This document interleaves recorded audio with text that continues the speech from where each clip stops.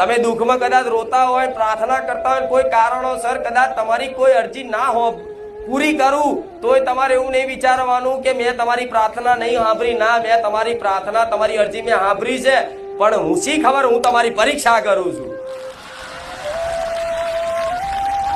કોઈ દીકરો પ્રાર્થના કરે કે માં મારે આટલું દેવું છે, 6 મહિનામાં દેવું ભરી આલજે.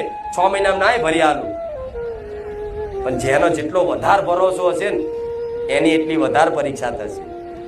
અમુક ને કહેતા કે માડી અમુક તો પહેલા રવિવાર આયા અને બીજા રવિવારે એને કામ થઈ ગયું કે, પણ માડી અમે 4 મહિનાથી 6 મહિનાથી આવીએ છીએ માં, તું સપને આવી, દર્શન આલ્યા, તારા અનુભવો કરાયા, બધુંય મેં કોકને કીધું એનું કામ થઈ ગયું. અમારા જોડે આવતા બાજુવાળા એ આયા, એક રવિવારમાં કોમ થઈ ગયું. માં મારું જ નહીં થતું. તેનું કારણ